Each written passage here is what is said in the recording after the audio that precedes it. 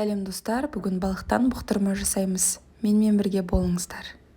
Ең алдымен қазанымызға майымызды құйып аламыз. Одан әрі лавр жапырағын тастаймыз. Және де балық еттерін орналастырамыз.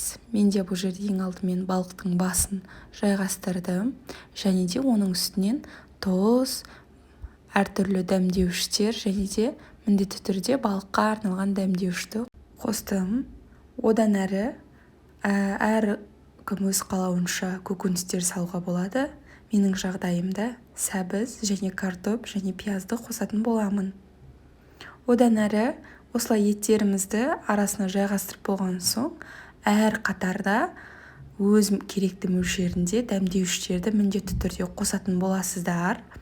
Міне еттерді жайғастырып алдық. Астынан пияз, сәбіз және де картоптың жарты бөлігін жайғастырдым.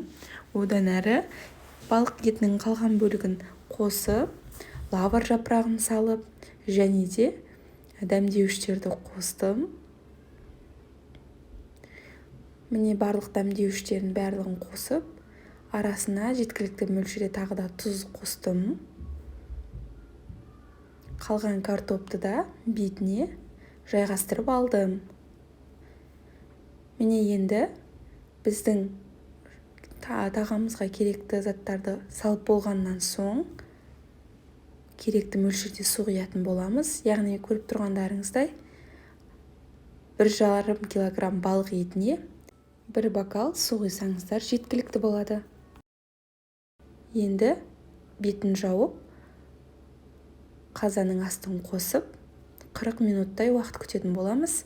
Жақсы қайнаған соң астын баяу қойып қозғамаймыз. Міне достар, біздің балықты бұқтырмамыз дайын болып шықты. Сөзсіз керемет болып шықты. Иісінің өзі мұрынды жарып барады. Және бетіне бұрышқа араластырылған пиязды қостым. Тамақпен керемет үйлесетін болады. Сіздермен бірге болған Сейілхан балауса, видео ұнады деген ойдамын. Пікір қалдырып, лайк басуды ұмытпаңыздар.